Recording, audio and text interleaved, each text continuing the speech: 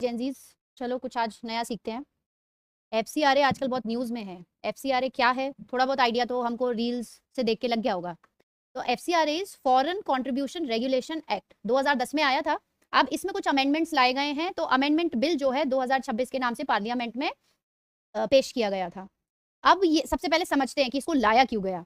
तो इस एफसीआरए का पर्पस क्या है कि बाहर से जो भी हमारे इंडिया में एनजीओज हैं या सिविल सोसाइटीज हैं, उनके लिए बाहर से जो फंडिंग आती है, उस फंडिंग का इस्तेमाल कहाँ पे किया जा रहा है, तो उसके लिए ट्रांसपेरेंसी लाने के लिए Titan oversight and prevent the misuse of overseas funding.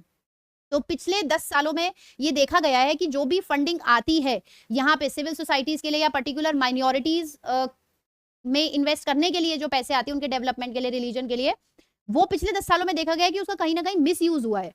तो गवर्नमेंट ने इस चीज को करने के लिए ये वाला बिल लाया गया। लेकिन इसके भी कुछ लोग हैं जो अगेंस्ट में हैं। जैसे अभी हम यहाँ पे देखें तो ये है ये लॉ मेकर है यूएस में, रिले एम्बूरे। अब इन भाई साहब के पेट में दर्द है। Christians have been in India since Saint Thomas the Apostle traveled to the Malabar coast just decades after the resurrection of our Lord Jesus Christ। तो ये कह रहे हैं कि ये जो एफसीआरए अमेंडमेंट बिल लाया गया है, उससे जो इंडिया में क्रिश्चियंस रहते हैं उनको खतरा है। मतलब बेसिकली उन पे एक अटैक की तरह ये चीज लाई गई है। अब इनसे जाके कोई ये पूछे कि आप पास्ट में जाइए, आप देखिए कि यूएस में क्रिश्चियंस के लिए जो काम किया गया है इन कंपैरिजन टू इंडिया में जो क्रिश्चियंस के लिए काम किया गया, पहले आप उसको जाके देखिए, उसके बाद आप सवाल उठाइए।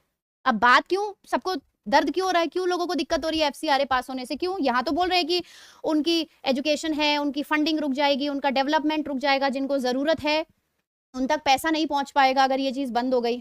तो दरअसल बात ये है कि डेवलपमेंट नहीं रुकेगा, ये जो यहाँ पे पैसा देके जो लोगों को कन्वर्ट किया जाता है वो चीज नहीं हो पाएगी। दूसरा, हमारे देश में जो लोगों को भड़काया जाता है, भड़काने के लिए भी पैसा आता है कि अनरेस्ट हो जाए कंट्री में कैसे भी तरीके से। जो पहले प्रोटेस्ट हुआ है उसमें आपने देखा ही होगा कि वहां बैठ के पिज्जा बर्गर खाए जा रहे हैं, वो प्रोटेस्ट तो नहीं था, स्टूडेंट के लिए तो नहीं था जो जिस पर्पज से स्टार्ट किया गया था। तो पैसा अगर बाहर से नहीं आएगा उसको रेगुलेट कर दिया जाएगा, सही मामलों में यूज किया जा रहा है या नहीं, ट्रांसपेरेंसी अगर लाई जाएगी तो पता चल जाएगा पैसा कहाँ यूज किया जा रहा है। तो फिर जो एंटी नेशनल नारे लगाने के लिए जिनको पैसा दिया जाएगा वो आना बंद हो जाएगा।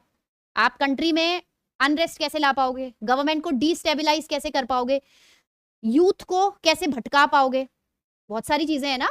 तो वो डेवलपमेंट नहीं हो पाएगा, वहां पे माइनॉरिटीज के लिए खतरा हो जाएगा क्योंकि ये चीज नहीं हो पाएंगी।